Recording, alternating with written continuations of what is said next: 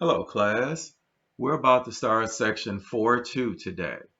Again, if you look here on the syllabus, which I have listed here, this is the week of March 22nd through the 25th, and we already covered 3.12 and 4.1. I sent you all the video on Monday. So now we're going to cover 4.2 tonight, pages 410 to 412, and problems 1 through 19 odd. Now, I'm not going to do all of the numbers, but I am going to do a significant portion. And if you have any questions, you can always email me and ask whatever additional questions you may have. So, the first thing I would need you to do is turn to page 410 in your textbook, which as you see we have here. And please, please, please, so you can follow along, could you please have your Desmos calculator up, so it'll be a nice easy transitions for you when I do the Desmos activities. Okay, so since we are to do 1 through 19 odd, that is about 10 problems that you all would need to do. So let's go ahead and start with problem number 1. Now, with problem number 1, it has 4 values you are supposed to get here.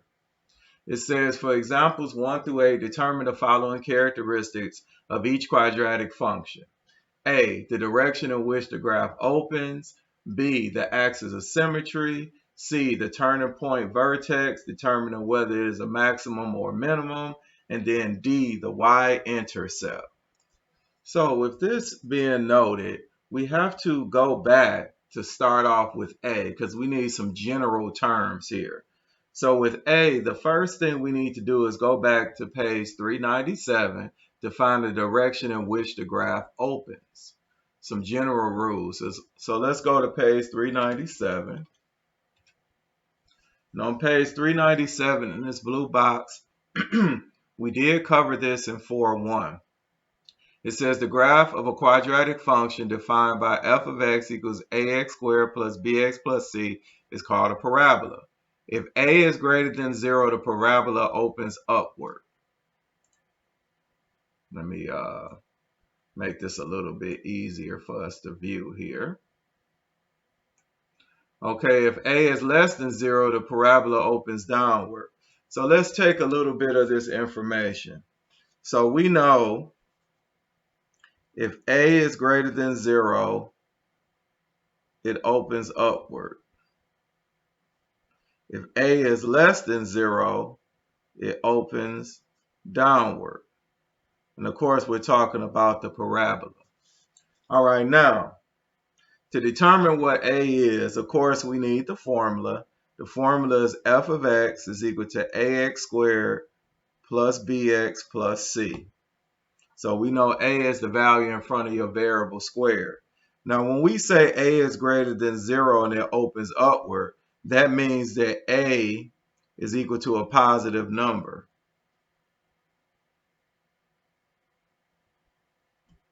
Now, if a is less than 0 opens downward, that means that a here is a negative number.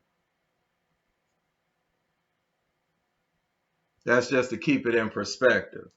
Okay, so now let's go back to page 410, because again, we're going to go through each one of these definitions in order for us to be able to solve this.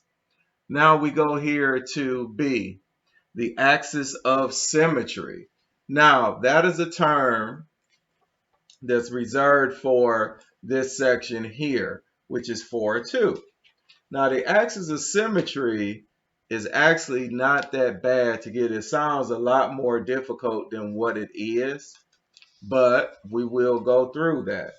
Okay, so this is what we would need to do. Let's go back before we do the axis of symmetry. We're going to do what is called the vertex, and that's a very important term as well. Now, if we look on page 404,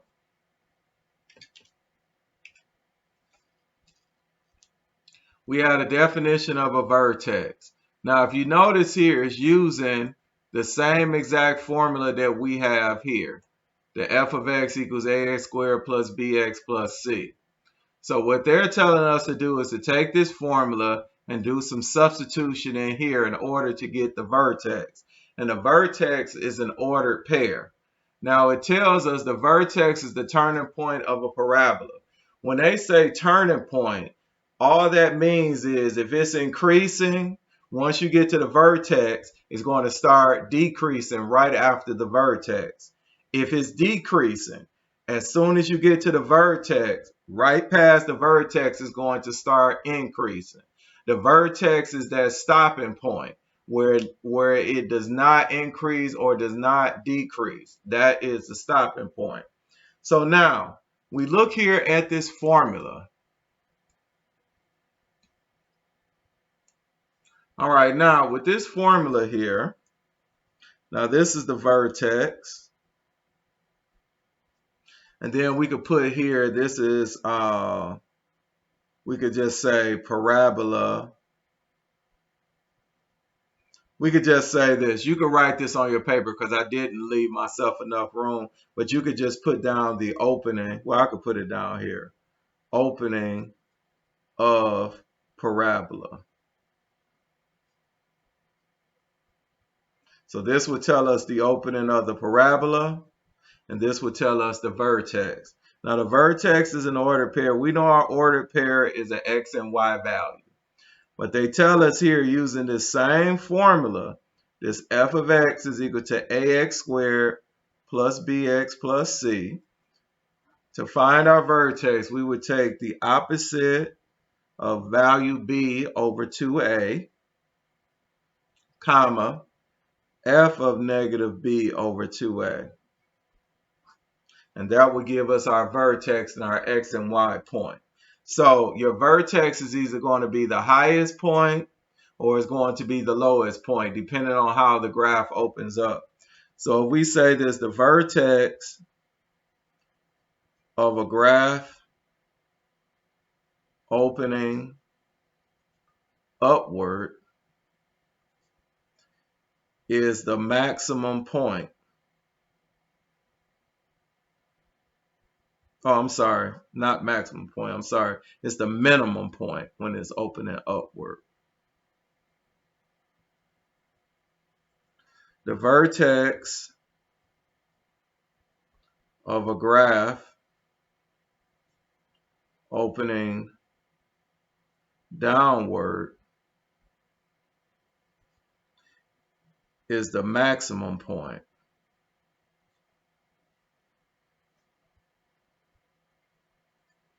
Okay, so now we will go through some problems and solve for the vertex.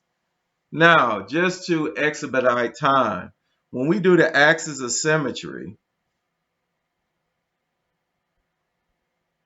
the axis of symmetry is just the x value from your vertex. So we could say x value from the vertex. And to get the axis of symmetry, all you have to do is take negative b over 2a. And that is your axis of symmetry. And your axis of symmetry is not an ordered pair. So just to let you all know that. So this is why I did the vertex first, just to show you that once you find the vertex, the x value of your vertex is your axis of symmetry. All right, so now, well, let me give a definition of the axis of symmetry. The axis of symmetry of a parabola is a vertical line that divides the parabola into two symmetric parts that are mirror images about the line. Now we will go through that, but let me show you this in the textbook. If you go right here, you notice we have a vertical line. It's cutting this graph exactly in half, which means that if we folded the paper at the axis of symmetry, this portion would lay directly on top of this portion here. So they are mirror images of each other. All right, now the next thing that we want to cover is the y y-intercept. The y-intercept is, and we know it's an ordered pair, when x is 0, then y would be the c value of this equation here, ax squared plus bx plus c. Whatever that c value is, that will be your y value for your y-intercept. Okay, so now I want us to go through and do a few problems, and if we encounter anything else that needs more definitions, we will definitely go over that. So let's go through and do some problems here. All right, so now we look here at 1a. It says f of x is equal to x squared minus 3. So I'm going to write 1a down here. F of x equals x squared minus 3. All right, now we need to do A, B, C, and also D. Okay, first of all, they says the direction in which the graph opens. So we look for our variable squared, like the definition we got up here. A is in front of the variable squared. So in order for it to open upward, A is a positive number. To open downward, A is a negative number. Now we look here, A is positive 1, because when we don't have a number in front of a variable, it's assumed to be 1, and 1 is in front of the variable squared, so it opens upward. Now B, the axis of symmetry. Now remember, the axis of symmetry is just your x value from your vertex. So if you look here at C, they actually ask us to find the vertex and tell whether it's a maximum or a minimum point. So why don't we skip and do C first, and then we will automatically have B by default. So if we look here at this f of x equals x squared minus 3, we know if we rewrote this, this is really f of x is equal to x squared plus 0x minus 3, because we don't have an x value here. So if we wrote off to the side, A would equal 1, B would be 0, and C would be negative 3. Okay, now I'm going to have to take another sheet of paper. So we have f of x is equal to x squared plus 0x minus 3, where we had A is 1, B is 0, and C is negative 3. Now remember, the equation that we had here was f of x is equal to x squared minus 3. That's what we initially had. So with 1, the A value, we had that it was upward. And then now we go to B. Well, actually, we're going to go to C first to find the vertex. Now the vertex, remember, we start off with negative B divided by 2A. Now, if you see here, B is 0 and A is 1. So that means your X value of your vertex is 0 so far. Now, we have our X value at being 0. So now we want to find our Y value. That's basically what the Y value is here. So since we know X is 0, we could go back to the original equation and substitute in 0 for X. 0 squared is 0 minus 3, which would be negative 3. So we have our vertex. Our vertex is 0, negative 3. So we will write that the vertex is 0, negative 3. Now we want to talk about whether or not this is a maximum or a minimum point. So it's determined by what we said previously here. Vertex of a graph opening upward, which is this graph is opening upward, is the minimum point. So then actually, this will also be a minimum.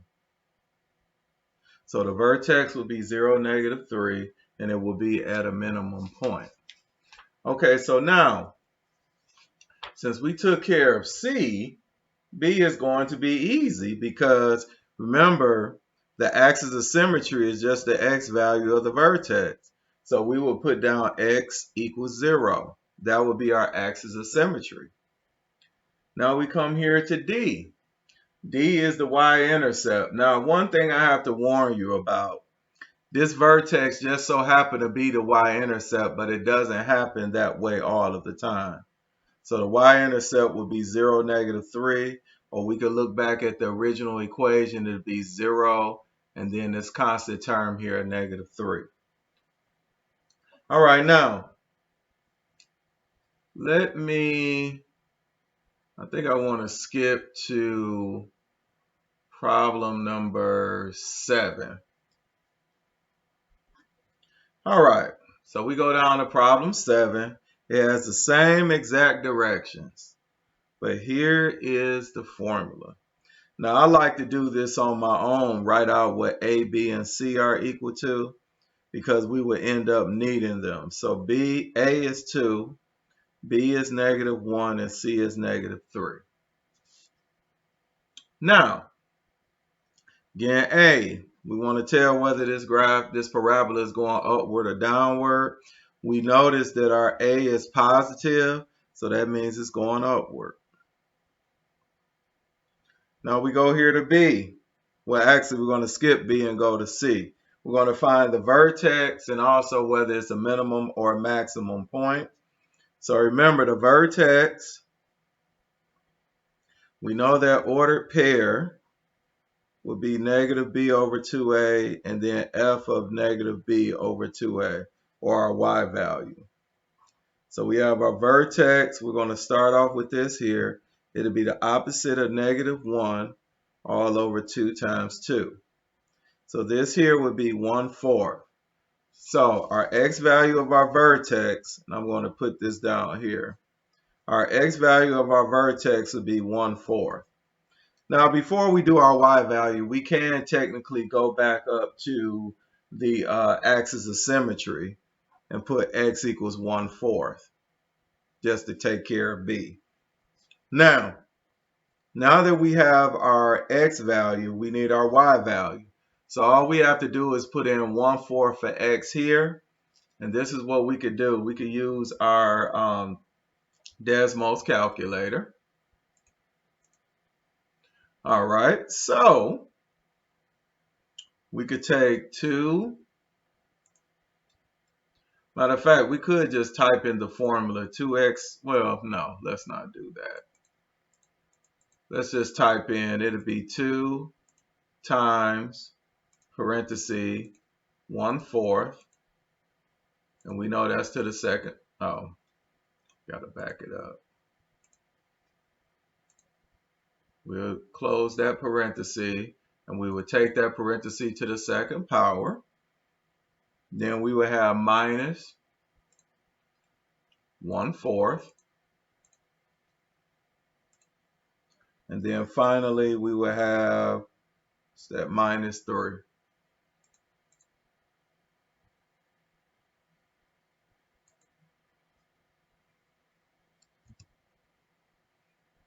All right, so now we have a value of a -3.125, and we make that into a fraction. It could be -25 over 8. So our vertex,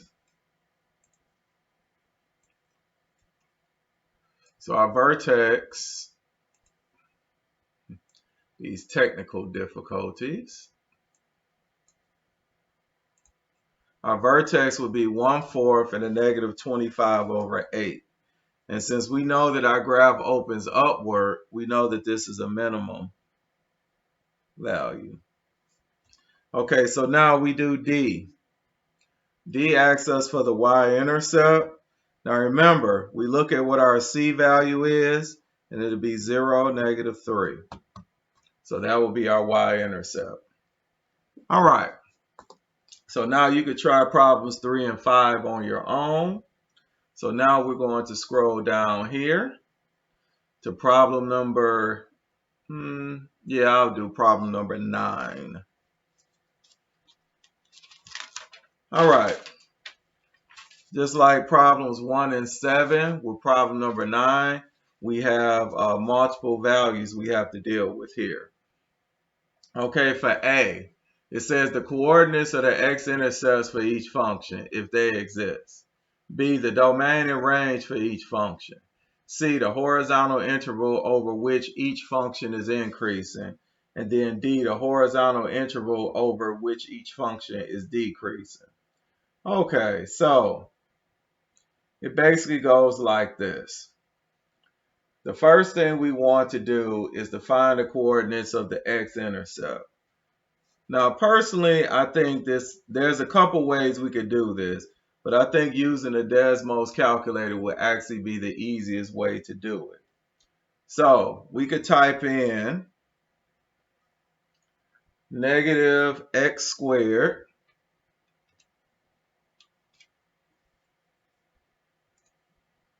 let's see, negative x squared plus 7x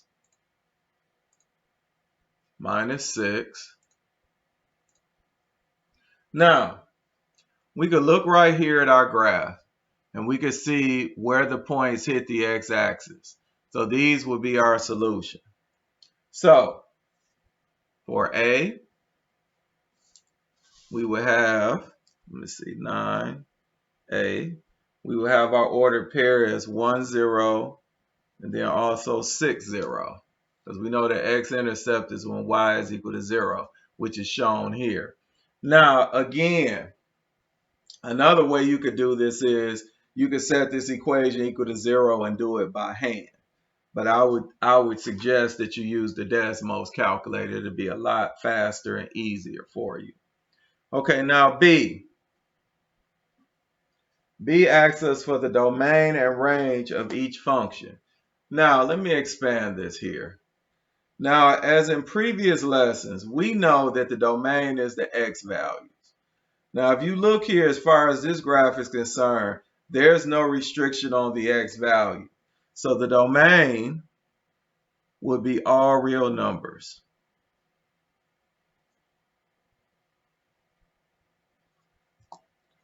Okay, now that we got the domain, now we need to find the range. Now remember, the domain is the x values, so that means that the range has to be the y values. So if we look here at the y value, you notice here going down, there's no restriction on the y value, but going up, the highest y value here is 6.25. So basically, we're going to take this equation for the range. So we would do the range. The equation is g of x, and we want to say g of x has to be less than or equal to 6.25.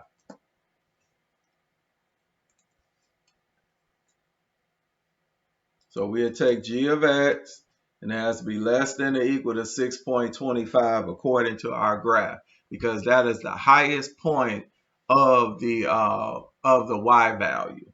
So it doesn't go higher than that. Okay, so now we come here to C. Now C, it says the horizontal interval over which each function is increasing. Okay, first of all, we need to find the vertex, or we could just say the axis of symmetry. Let's just find the axis of symmetry. So we would have negative b over 2a. Now, according to this formula here, our b is 7, and our a is negative 1. So this will give us negative 7 over negative 2, which will give us a positive 7/2. Now, if you want to write that as a decimal, it'll be written as 3.5. Okay. So once we found our axis of symmetry, remember, the vertex is where the parabola shifts. So if you were increasing, you hit the vertex, then you start decreasing. If you were decreasing, you hit the vertex, then you start increasing. But we only need to do this according to the x value, which is the axis of symmetry. So when we come to C here, oh, I'm sorry, I already had C. Okay, let's look back at the graph. Okay, we have our vertex or axis of symmetry here. Now, if you notice here, they want to know what is the interval when it's increasing. So basically, it's increasing as far as the x values are concerned, is increasing as the x value is less than 3.5. Because you notice the graph is increasing. All of these values that's coming out here will be lower x values. So it's increasing as long as x is less than 3.5. Now, they want to know next, when does it decrease? So the decrease, if you look here, we go to the vertex, and you notice here it started decreasing. But if you look at the x value, it decreases as x gets higher than 3.5. So then that means that x has to be greater than 3.5. So that is when it's decreasing. Now we're going to do another problem just to be sure that you have this. So we're going to go to problem. Let me just show you the answer here. I wrote it out. Okay, so now we're going to go to the next problem here. Let's go to problem 13. All right, 13. We have g of x is equal to negative x squared plus 2x plus 3. Okay, now we want to know where this hits the x-axis. Now again, we could make g of x 0 and then solve for x. Or we could go right to our calculator and type in the equation. And that'll be negative x squared. Negative x squared plus 2x plus 3. All right. So now we have our equation. Now we want to see where it hits the x-intercept. It hits it at negative 1, 0 and also 3, 0. So it's negative 1, 0 and also at 3, 0. All right, so now we go to B. B, we want to know the domain and range. We go back to our calculator with our drawing. You notice here, there's no restriction on the domain.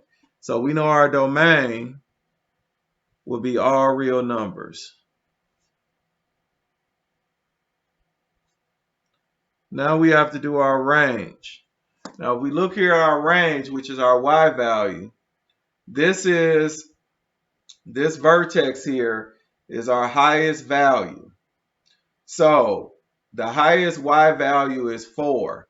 So that would mean that our range would have to be, and I think we had g of x, I believe it is. Yes, g of x would have to be, as we did up here, less than or equal to 4. Because remember, this graph doesn't go above 4. All right. So now we go C. C asks us about the horizontal line over which each function is increasing. So we look back at our calculator. We go here, we notice that it's increasing. Show a little bit more of the graph. It's increasing as x gets lower, because we're going towards the vertex and it's increasing here. So basically, we look here at the x value on the vertex, which is 1. So that means x is less than 1 is increasing. So for D, the decreasing would be in the opposite direction where x is greater than 1.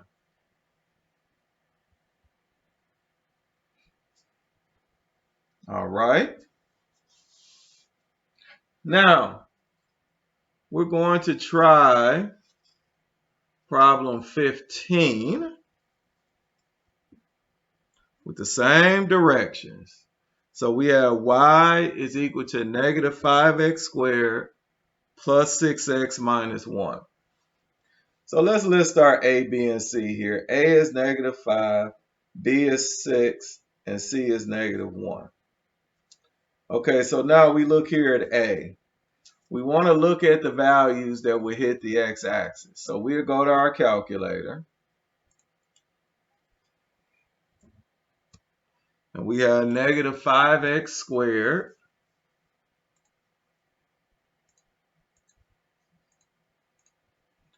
plus 6x minus 1.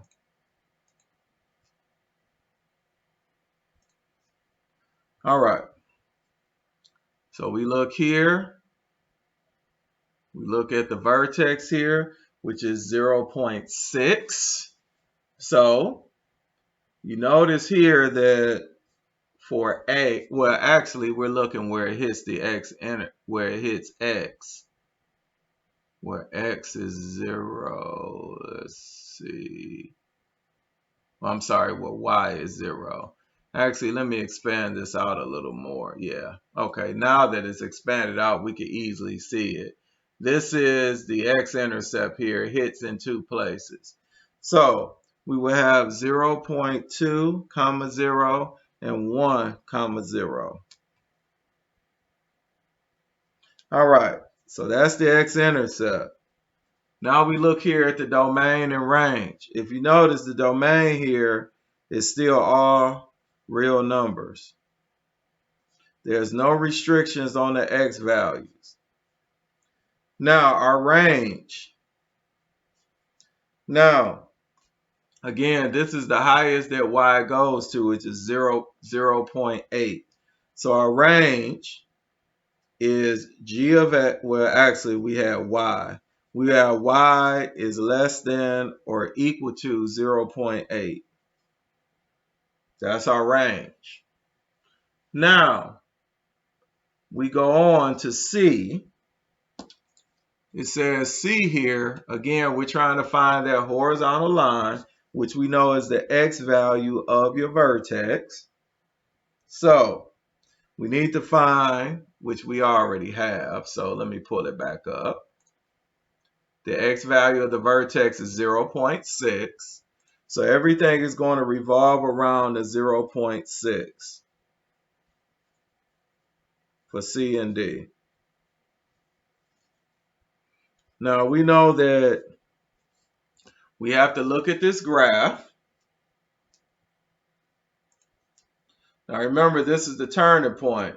This is increasing as x gets lower. It's increasing going towards the vertex. So x must be less than 0.6.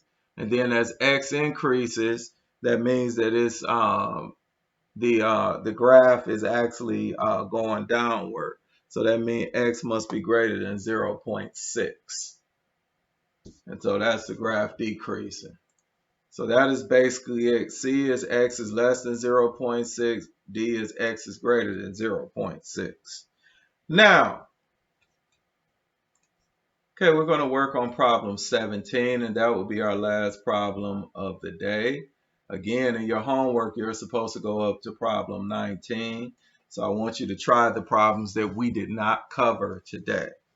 All right, for 17, we're dealing with the formula or the equation h of t is equal to 5 plus 96t minus 16t squared.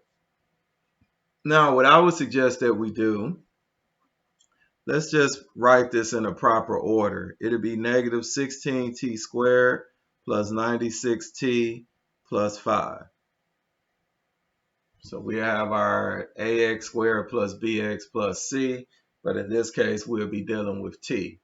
So let's read what 17 states. It says you shoot an arrow vertically into the air from a height of 5 feet with an initial velocity of 96 feet per second. The height h in feet above the ground at any time in t seconds is modeled by this formula here. Determine the maximum height the arrow will attain. Now we can use our calculator. Now remember, the maximum height in this case would be our vertex. Okay, so now we're going to type in these values here. We can have negative 16, and we'll use x instead of t. Negative 16x squared plus 96t, or 96x, and then plus 5. All right, so I'm going to have to zoom in a little bit, or maybe a lot. Okay, so now we have our vertex here. Now, if you look here, your vertex is 3 and 149. Now, remember, we're trying to find the maximum height, so we're trying to find the y value here. So it'll be 149 feet. So A would be 149 feet. Okay, now we come here to B. Approximately when will the arrow reach the ground? Now, let's think about that. They ask us when will the arrow reach the ground? So, they're asking us when we will have basically a height of 0. So, if we're asking about a height of 0, that's basically asking us for the x-intercept. So, we could go back here to our graph.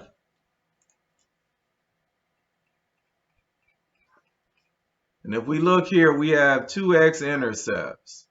We have it at a negative 0.052, and then we also have it at 6.052. Now, first of all, you know you cannot start at a negative starting point. So we can't use this x-intercept here, even though it is an x-intercept. So our x-intercept that we will use, and we could round to 2 decimal places, would be the 6.05 feet.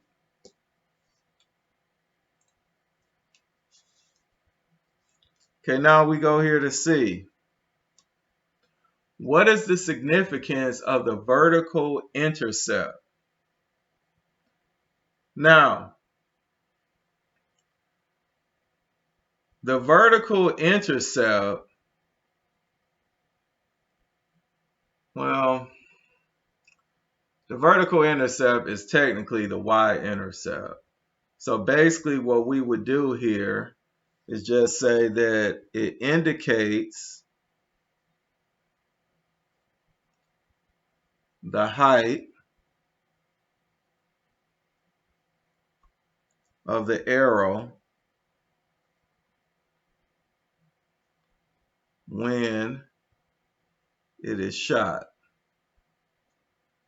Okay, now if you look here at this equation, we know the y-intercept is 0 and what the c value is. So this is telling us that the arrow was shot at 5 feet, even though that was given to us in the directions here, that it was shot at 5 feet. And this equation also proves that.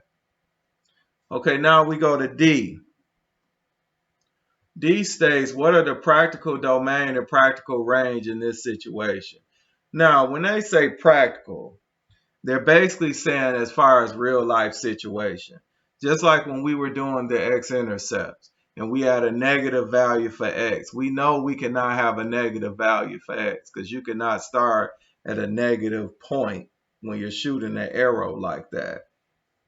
So, if we look here, as far as the domain, practical range and domain.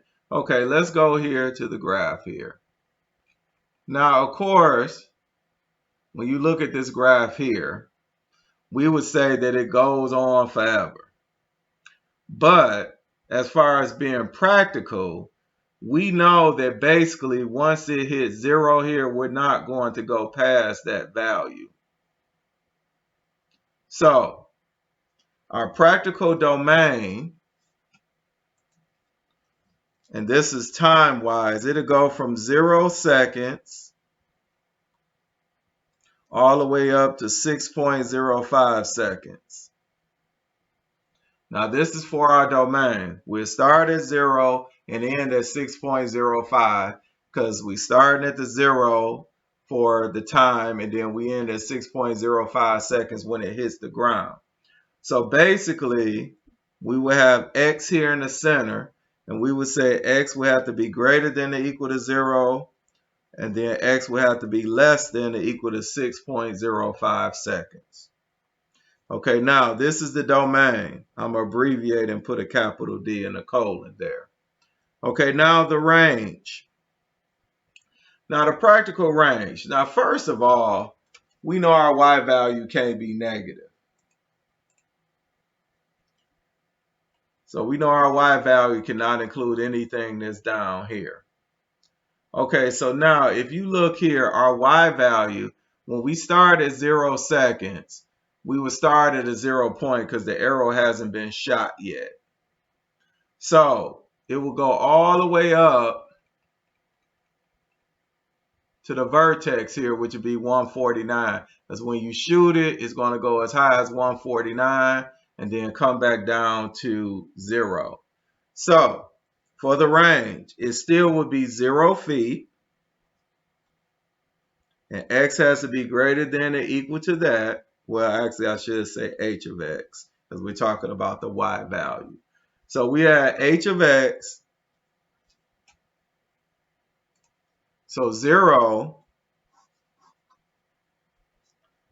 feet will have to be less than or equal to h of x, which will have to be, and h of x will have to be less than or equal to the 149 feet, because that's as high as it gets. So your domain is from 0 seconds to 6.05 seconds. Your range is from 0 feet to 149 feet. Now we go here to E. It says using your graphing calculator to determine the horizontal intercepts. Now remember, the horizontal intercepts are your x-intercepts. Determine the practical meaning of these intercepts in this situation. So we want to find the x-intercepts. So we actually already found them, but we'll go back through it again.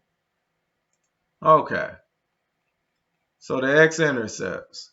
We know our x-intercept would be negative 0.05. We'll round it to 2 decimal places, comma 0.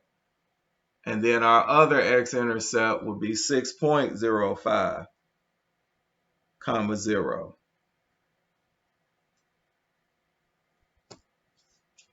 All right. Now let's reread the question. Using your graphing calculator to determine the horizontal intercepts, determine the practical meaning of these intercepts in this situation. So they wanted us to list the intercepts, but then they want us to tell us basically, first of all, if it is practical, and then second of all, what does this mean in a practical situation? So basically, the first intercept means nothing, because we know that's not practical. You cannot have a negative 0.05 seconds. Okay. The second intercept indicates the time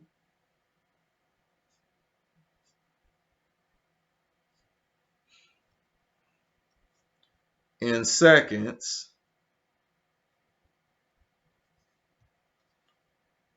it takes for the arrow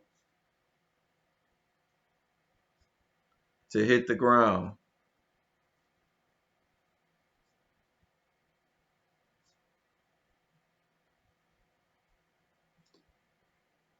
So that's what it means by the practical intercept.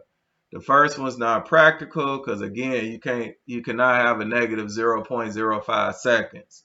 The second one is practical, but it tells us when the arrow hits the ground. So that's basically it from section 4.2. I would like for you all to complete the problems that we did not finish, in addition to copying down the problems that we did finish. And if you have any questions, feel free to email me and I will gladly take your questions. Have a wonderful day. Oh, one other thing before I click off here. I do want to show, and I wasn't sure if any of you all were interested in this, but I will show this anyway. I will show you all how we got the y-intercepts. Remember I told you where you had to make, I'm sorry, the x-intercepts when you had to make y 0. So what I want to do, I'm just going to go back to one problem. Probably problem number, I believe we covered problem 15. I want to go back to problem 15, and I'm going to show you by hand how you would go about solving this. So you have y is equal to negative 5x squared plus 6x minus 1. And this would actually be your answer for A. So let's go through and solve this for A. So in this case, y would become 0. Now, we basically have to solve this in order to get y to equal to 0. Now, this is where we get into factoring, and I'll just show you this here. This would be easier to use the quadratic formula, whereas x is equal to negative b plus or minus the square root of b squared minus 2ac all over 2a. Okay, I made a little error here. It's supposed to be minus 4ac, not 2ac. Okay, so now we go through here and substitute. First of all, we will write down our a is negative 5, our b is 6, and our c is negative 1. So we will go through and substitute. We have the opposite of b, which would be minus 6 plus or minus. It'll be 6 squared minus 4 times negative 5 times negative 1 all over 2 times negative 5. So we have x is equal to negative 6 plus or minus the square root of 36 minus 20 all over negative 10. So it'd be x is equal to negative 6 plus or minus the square root of, this would be 16 all over negative 10. So this would break up into negative 6 plus or minus 4 all over negative 10. So this would give us, if we broke this up, this would give us x is negative 6 plus 4 over negative 10, and then also negative 6 minus 4 over negative 10. So when we solve this here, this will give us negative 2 over negative 10, and this will give us negative 10 over negative 10. All right, so negative 2 over 10 is 1/5. And negative 10 over negative 10 is positive 1. So 1/5, as you write this as a decimal, would be 0.2. So this is basically saying that our x-intercepts would be 0.2, 0, and also 1, 0, which we actually got when we did the problem before. So this is showing you how to solve this by hand if you ever had to find the x-intercept by hand and you couldn't use your calculator for whatever reason. And that is basically it. Have a wonderful day.